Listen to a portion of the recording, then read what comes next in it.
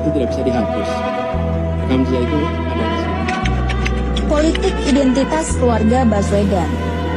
Keluarga Baswedan adalah imigran Arab Yaman. Mereka datang ke Indonesia karena melarikan diri ke berbagai negara, salah satunya ke Nusantara ini. Mereka dikenal sebagai kelompok Arab Hadrami yang berimigrasi ke Nusantara, merupakan kelompok miskin yang harus meninggalkan Arab karena ajaran dan tingkah laku mereka membahayakan politik pemerintah di masa itu.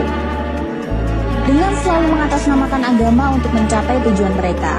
Di Nusantara, mereka ini dikenal dekat dengan kolonial Belanda, sehingga dari sisi peraturan hukum oleh pemerintah Hindia Belanda diistimewakan dan ditempatkan dalam golongan tersendiri yang berbeda dengan kelompok pribumi.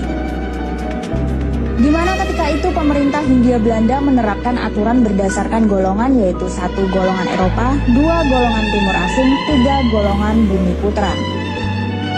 Keturunan Arab ditempatkan sebagai golongan Timur Asing dan telah terbiasa melihat diri mereka lebih tinggi daripada pribumi. Sebagai kasta yang lebih rendah dari kasta mereka, menganggap pribumi sebagai budak dan kelompok yang layak diperbudak. Untuk mempertegas keberadaan mereka sebagai kelompok yang berada di atas kelompok pribumi, Abdul Rahmat Baswedan mendirikan Partai Arab Indonesia pada tahun 1934 yang merupakan partai identitas, yaitu identitas keturunan Arab sebagai pemilik kasta lebih tinggi dari pribumi itu sendiri. Abdul Rahman Baswedan merupakan kakek dari Anies Baswedan. Sejak tahun 1934 telah membentuk suatu kekuatan politik atas nama Arab agar mereka yang berada di Indonesia diakui sebagai Arab Indonesia, bukan pribumi Indonesia, melainkan orang Arab yang tinggal di Indonesia, merupakan suatu politik identitas tanpa rasa nasionalisme.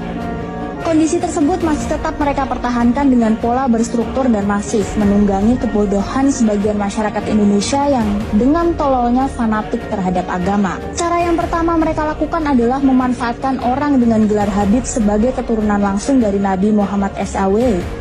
Para Habib ciptaan ini menjadi ulama, mendadak menjadi panutan, dan apa yang diucapkan dianggap sebagai fatwa yang wajib diturunkan